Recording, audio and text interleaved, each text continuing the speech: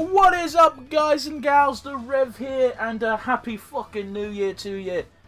Yeah, now that that's out of the way, let's speak a couple of bullshits. So, as you may recall, when this game released, I did a quick little video on each part of the Spyro original trilogy, and we decided to finally go jump in and play the Spyro Reignited Trilogy on camera.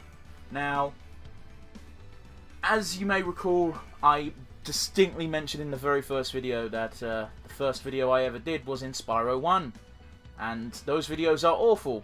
So hopefully, for future reference, people will start here. Yeah. So if we check out the save slots, I've 100% completed all 3 games. I've gotten all the skill points in Spyro 3, the other 2 can fucking eat a dick. So yeah, we're going to start with Spyro 1 and work our way through the Spyros. So yeah, it should be fun, should be a good time. And yeah, I don't have to trophy hunt either, all the trophies have been achieved, as it were. Although it's one of those things where, weirdly enough, a lot of the trophies are like, do this weird obscure shit in this level. Or at least that's what it is at the beginning, and later, in the last 2 games, a lot of them are, you know, weird stuff like... Well, not even weird stuff, easier stuff like complete the level without... falling off a cliff and stuff like that, and it's like, well, you're probably not going to fall off a cliff, so it's fine. I'm going to crank my volume up, because this is quiet as shit. We now have 12,000 treasure. Or is it 14? See, that's a reference there to Nasty Nork shit at the end. With the, oh, fuck, my brain's going... when you completely collect everything in the game, you can go into Nasty Nork's hold and get an extra 2 grand worth of gems, so yeah. Also, he's got motivational posters up in his fucking crib, that's cool. Oh, that's my personal appearance. I love how he didn't even care that he'd been called basically a no good layabout. He didn't really snap until he got called ugly. So is there? I can't remember. Is there actually a reason for Spyro not being affected by that? Is it just because he's too little? The spell doesn't recognise him as a dragon, or is it because does it only affect adult dragons? Who knows? It's never clear. Come up with your own reason and send it to the PO box. I don't have one of those. Here we are. Oh fuck! I forgot. Oh, someone told me. In fact, I think it might have been Chris. That the old cheat codes used to work. So you can change Spyro's colour to whatever you want. So I looked them up, and I did one to change myself blue, and then I never did a code to change me back. So we're going to play through this game as Blue Spyro until further notice. So you'll be able to tell when I stopped recording videos on the trot, because Spyro will suddenly not be blue. And actually, just because I'm mildly paranoid, because some videos have been fucking up lately, I'll be doing a live sync test. So future me timestamp is blah de blah. Rather continue. 1, 2, 3, 4, 5, 6. That should be good now for the audience. And you know, if that doesn't if that doesn't take, then I don't know what to do, man. You know, I do sync tests usually off camera, but they haven't been taking so much lately. Anyway, let's rescue our dragons. So you guys know the drill for Spyro games. Hopefully, if you've watched them before with me playing them, I completely complete the zone for collectibles before moving on, if I am able to. I believe in Spyro 1, you're never locked out of getting gems or dragons. You can always constantly access them as soon as you get to the level. As far as I recall, anyway. Whereas in 2 and 3, certain things are locked. Like in 2, you need to get skills, and in 3, you need to unlock characters. It's a very interesting way it takes each... how each game handles locking certain things from stopping you from 100% in the game straight away as you get to certain levels. Fuck my... It's not a good sign that my brain's already struggling to form basic concepts such as words. We'll get that dragon last because he's guarding a boss, and he fucking shit-talks you if you haven't got enough shit to get the boss.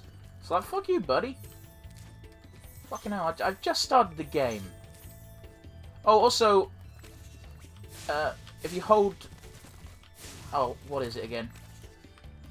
If you press the left stick, Sparks will show you the closest gem. That was an ability he did not have in Spyro 1 at all, as far as I remember. and it's so helpful. It stops me from wandering around and wasting my time when there's like 2 or 3 gems that I've missed somehow. Thanks, buddy. And don't be afraid. Afraid of what? Don't be afraid of the dark. Plummeting into prehistoric glaciers? That's fine. Oh, that. Man, why would I hate people like that? You know, there's quite a few of them. They're like, oh, don't be afraid. And you're like, be afraid of what? It's like, well, this, or this, or this. And they're all very real things that could happen. And it's like, well, I wasn't afraid of that shit, but now I'm aware of it. Fuck you, buddy. Why would you do this? I'm only a baby dragon. Baby dragon. I can't do a Brooklyn accent, so you'll have to suffice for this. Oh, yeah. It's going to be mildly interesting to go back to Spyro 1 and just have a quick look at the video I did and see if any of these jokes are me repeating myself, because it's been quite literally years. So I can't remember anything I said, and there's a very real possibility I'm just repeating bullshit jokes. Then again, those videos are hard to watch, because I distinctly remember in my first video, you're going to get a lot of this, by the way, because, yeah, I think this is the first time I've ever repeated shit on the channel, at the very least. Yeah, blah, blah, blah.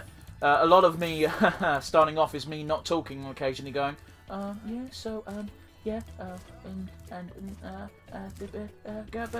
not very good at this. Oh, no, Spyro, oh, dragons, oh. And I don't exaggerate. You know, I was very quiet and like, oh, I don't want to talk. But you got to talk if you want to do this, motherfucker. Otherwise, you're not contributing. You're doing nothing at all. Hello, Dragon Bud. Rescue Delbin. What kind of a name is Delbin? Oh, he's a painter. Where's Nasty Nork? I'll torch him. Keep your horns on, Spyro. You have much to learn first. Oh, let's see the painting. You know what the dragonfly. Oh, that's not bad, actually. That's pretty good. His name is Sparks, and he's Wow. helping and protecting you. He certainly is. Eye on him and see what I mean.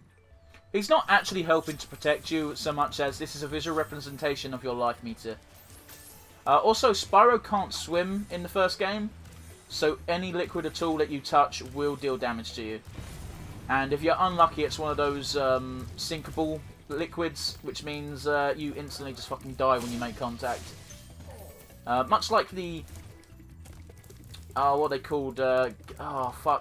Raceways in 3, where whatever the fuck the liquid is at the bottom, if you touch it, your run is over. Although that might just be the rules for the raceway. I don't know. It's been a while. Although I distinctly remember one of them, the liquid was honey, and I imagine if you fucking landed in honey, you're not going to be able to swim in that.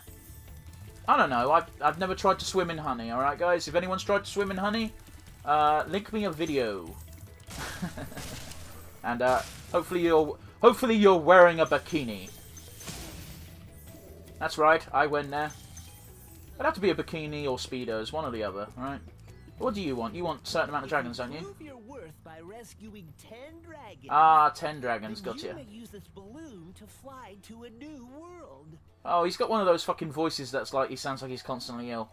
Now, you can't really see him too good, but I kind of wonder if he's just like a weird dragon who doesn't have wings or something. Or if he's actually meant to be a human or a mole, or... Like, they cover up his face enough that his race is ambiguous. God, I had to think for a second there, because I'm like, is this sentence okay to say? It's like, yeah, fuck it, it's fine. It's not a real fucking person. Nor is it a real race, so I think we're good. Hey, apparently that's a skill point. That's weird, considering you need to do that to get 100%, but whatever. Let's show you guys skill points. Skill points, they tell you the skill points from the beginning of the game. This goes for all 3. In 1, they've added them in, because there wasn't any originally in 1, so, you know, there's that. What they do is, they're meant to give you an extra life, but I don't think this one does, because it's 1 and they added them in just for funsies. But when you complete a page, you unlock some concept art. When you complete the second page, you unlock even more concept art. Which is fine, but I was kind of bummed out when I finished getting all the skill points for Spyro 3, and they got rid of all the funny dumb shit that you used to get as a reward, like like squid surfing and squid surfing and I jest. I know one of them was Agent 9's tail got turned into a snake for one of them.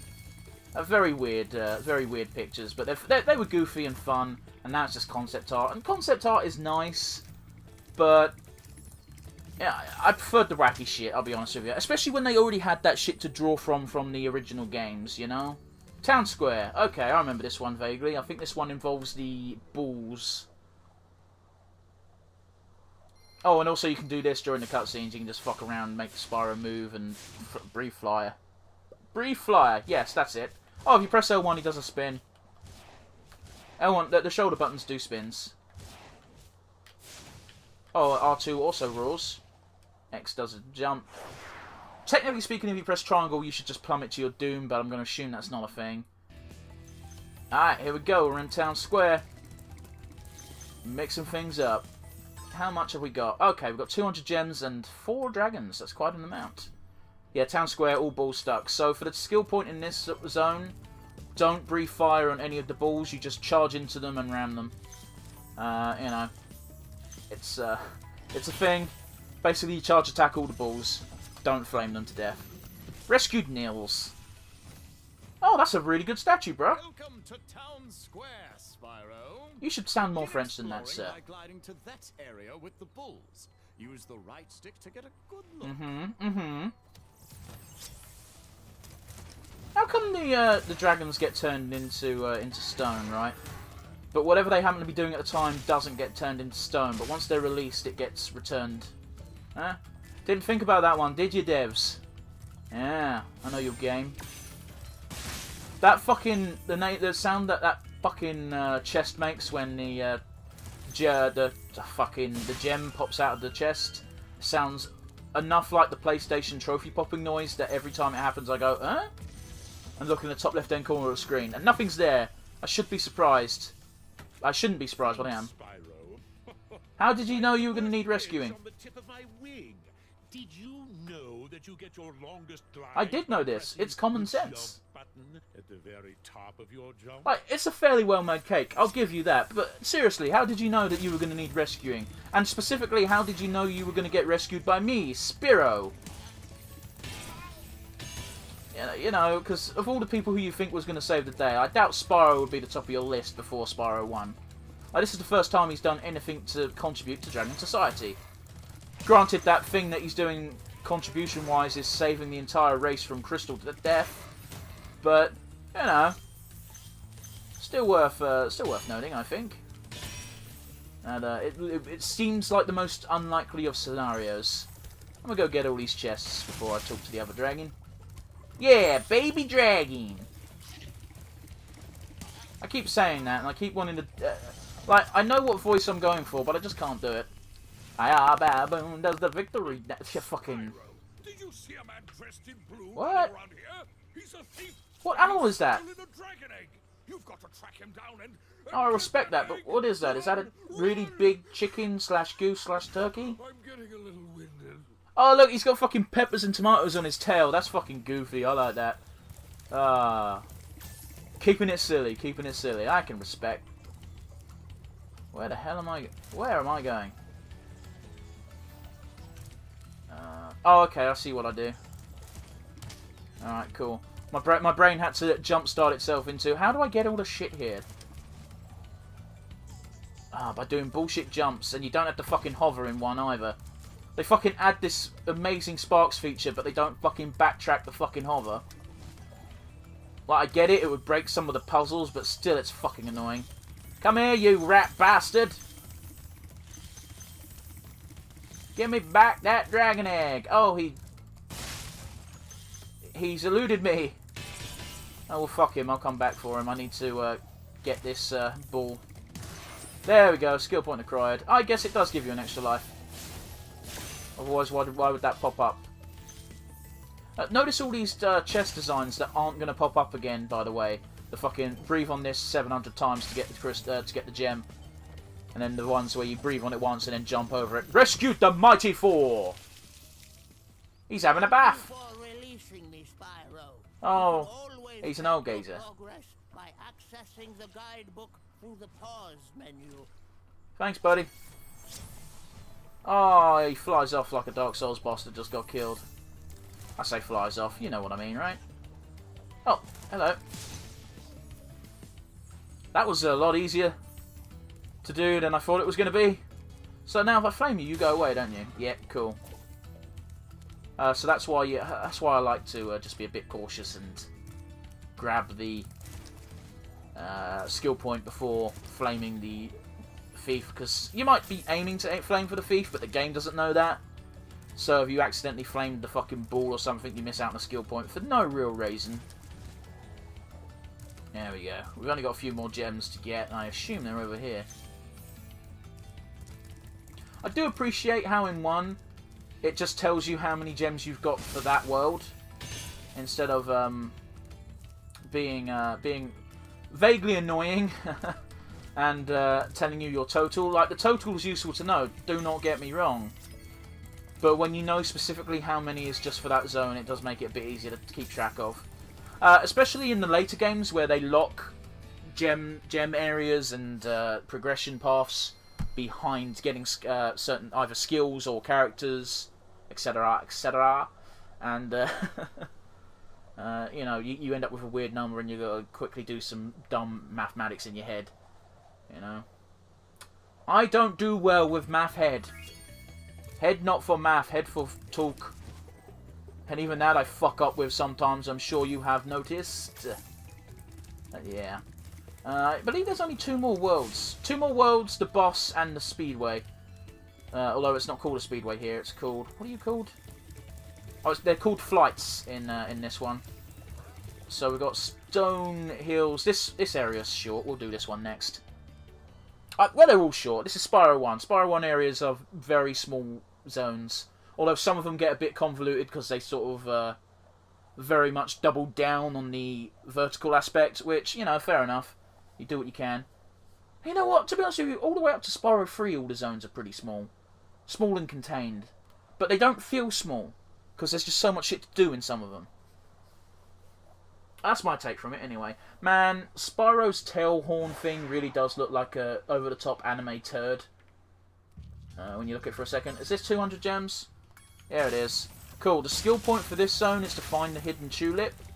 I've no fucking clue where that is, but I'm sure there's a guide online to get it. But I'm like, fuck that. I cannot be asked.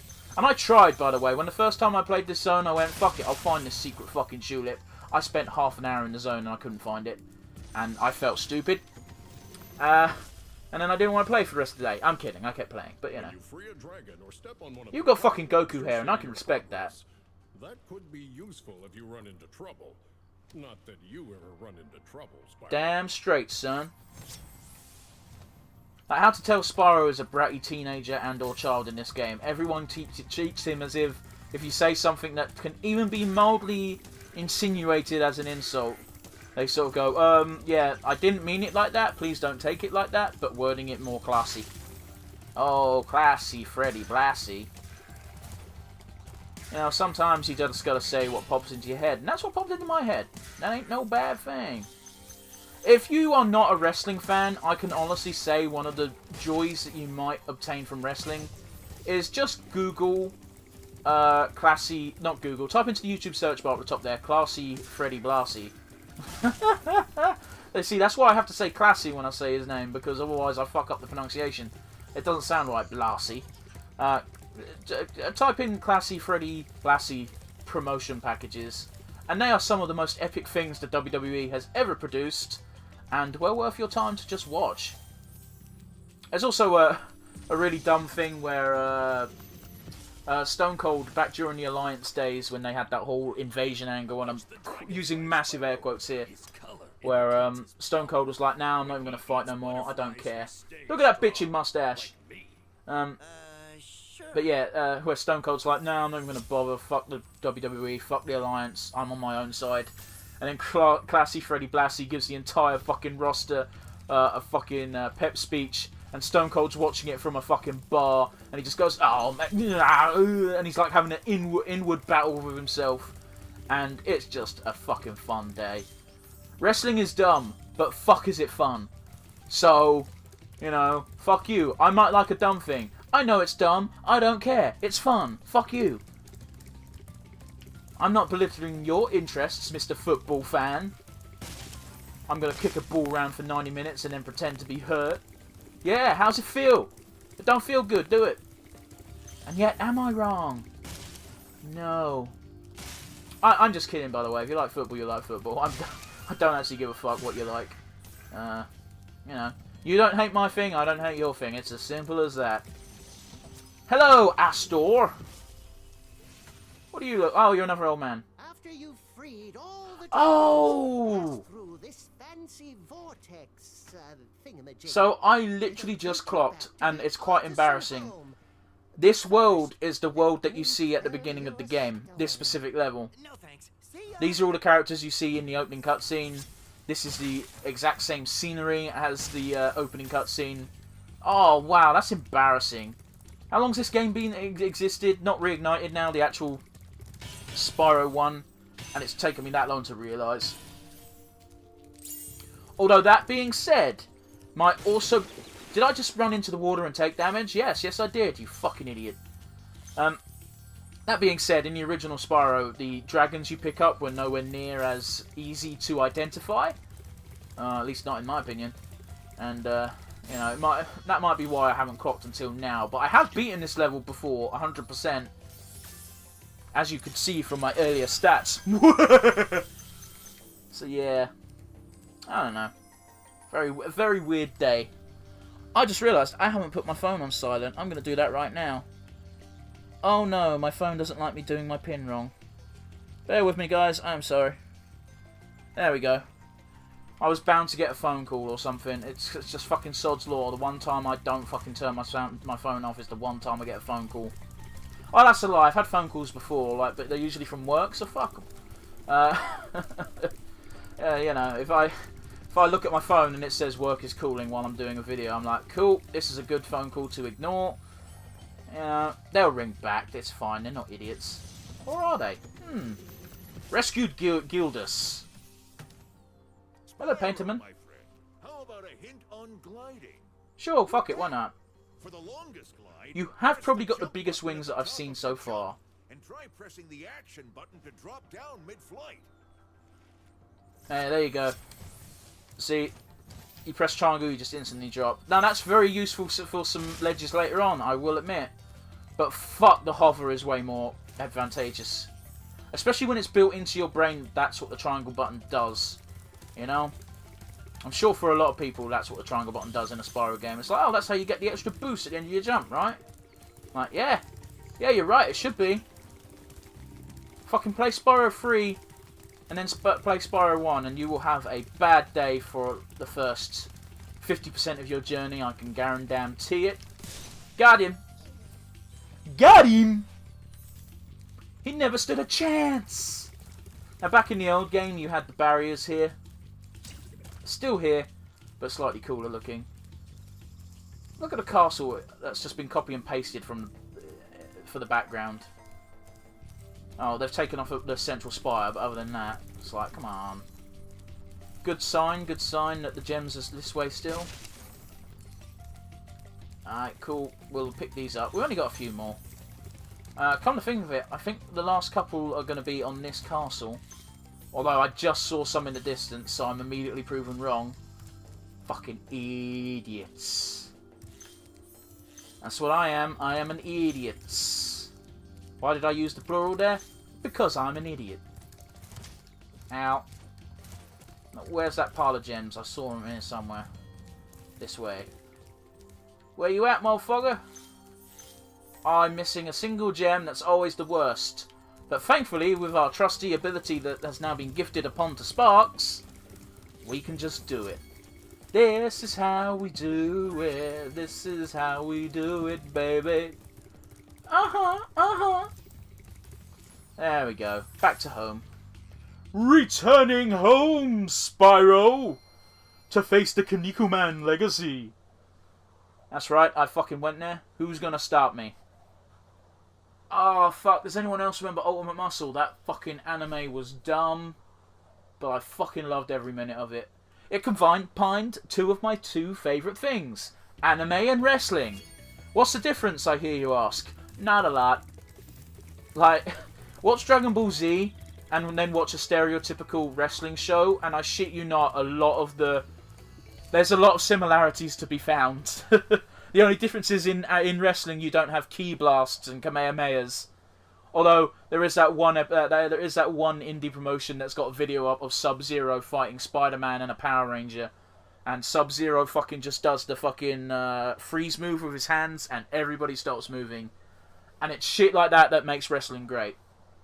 You gotta find some shit to talk about during the downtime, you know. Alright, cool. We're back in the world, so we can talk about other things other than wrestling. Oh, only 100 gems. This is the small world I was actually thinking about.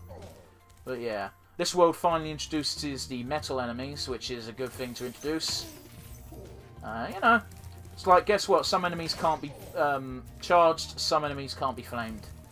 So it's a very, like, you've got two ways of attacking. It was one of the most obvious things that was going to occur. But, you know, it's always good to have you first. Gotta pop that cherry, son.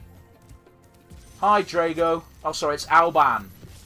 How you doing, Alban? Oh, it's you. What the fuck? Oh, it's an ink pot. Those annoying little creatures. Of course they Oh, yeah? wouldn't bother me, but here's a hint. Their metal armor is fireproof, but a charge attack will take care of them. See, this is a qualm I have with this. And I've brought it up during lots of games. Games I've loved, games I've hated. Some of them do this similar thing, and that is, we've already had to deal with that enemy before being told that, so why the fuck are you telling me now? Like, the player would have already learned, hey, guess what? You can't flame attack these fucks, so you should probably charge. And if they didn't learn that, then they probably wouldn't get to the fucking guy who just straight up tells you, hey, guess what? Do this. I think there's a skill point here for lighting all the things. Yep, but, oh no. Never mind. I just assumed that lighting all the bonfires would be a skill point, because that's the type of shit that tends to be skill points. I fucking love the giant enemies with buckets on their heads. It's like, this is my helmet. Why? It's the only thing they would let me have. Like, you're fighting a dragon, bruh. Like, wrap yourself up in, I'm trying to think of something super heat resistant. Wrap yourself up in metal, I guess? Because apparently metal can't be burned. Not in Spyro Land. I don't know. I feel like a knight rocking a full heavy armor set would not do well against a dragon roasting him with fire. I don't know. Is that just me? Just, my brain does not compute metal as being a good insulator against heat. I'll be honest with you. Oh, hello! Okay, so the gimmick here is you gotta wait for him to turn around and then burn him in the ass. What the fuck? Oh, okay, he was already dead, but because of the way his death animation works, I had to think. Like, is he dead? Ow. This is the only time, I believe, in Spyro 1, at least, where you fight enemies that are smart enough to be both big and metal. But not metal all over, and therefore, eh. Hello, Oswin.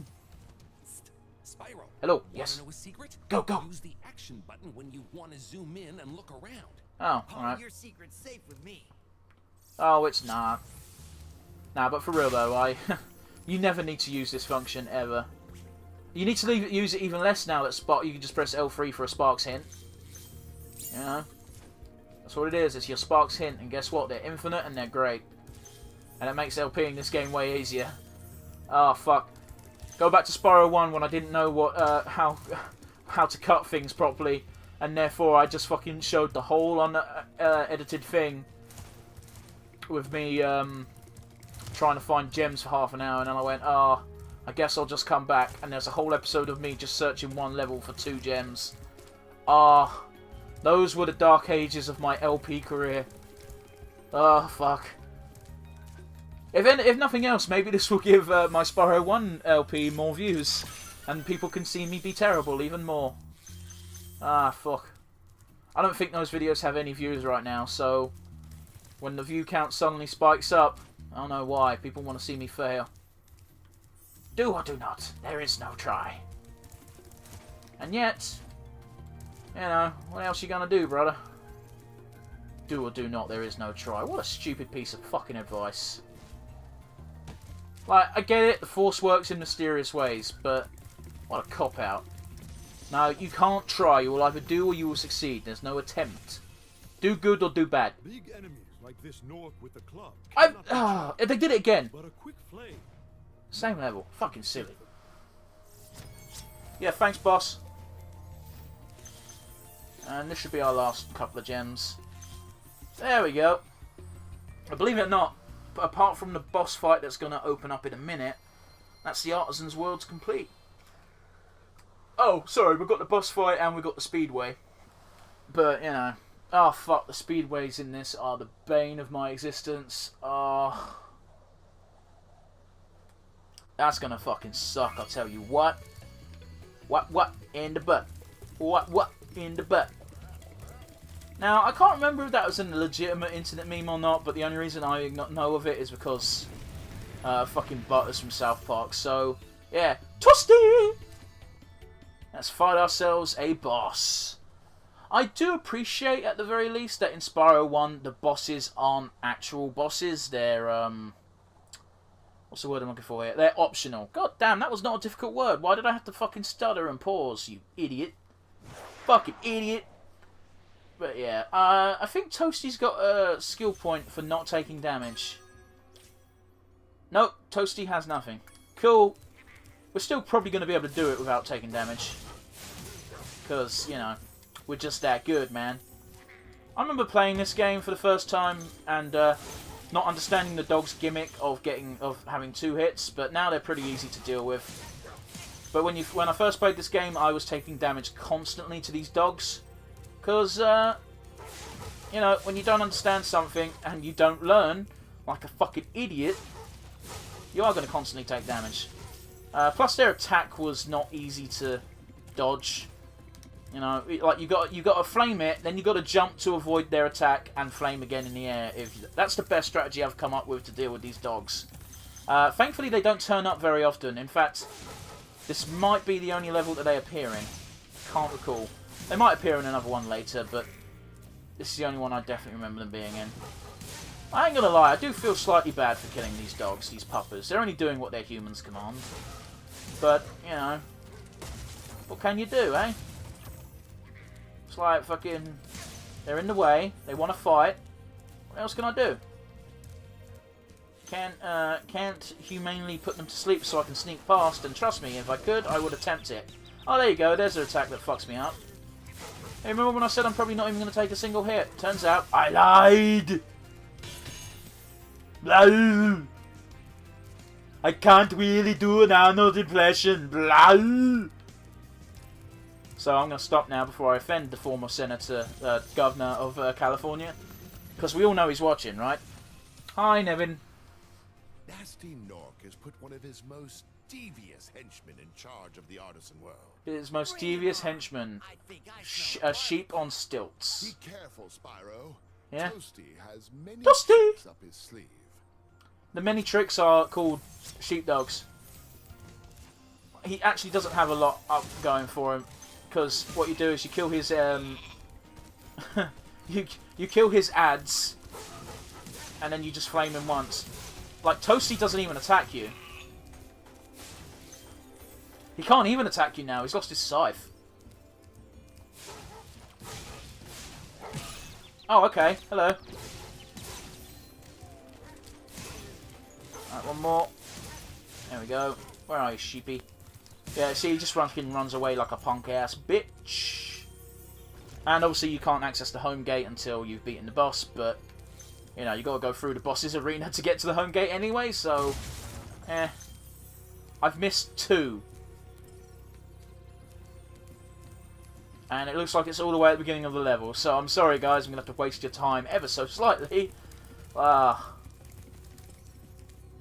Still going back, okay, going back. There it is. It wasn't quite at the beginning, it was kind of like halfway through the stage, but still. 100% completed. A big success. Alright. So yeah. That was Toasty. He's the only boss who's an actual joke. The other bosses at least have gimmicks that make them a threat. especially if you don't take them seriously or don't understand the gimmick straight away. You'll probably take a hit or two, but they're not too bad, honestly. Dr. Shemp's a bit of a pain in the ass, but we'll get to him when we get to him. And honestly, this is probably the only place you're going to take damage is that level.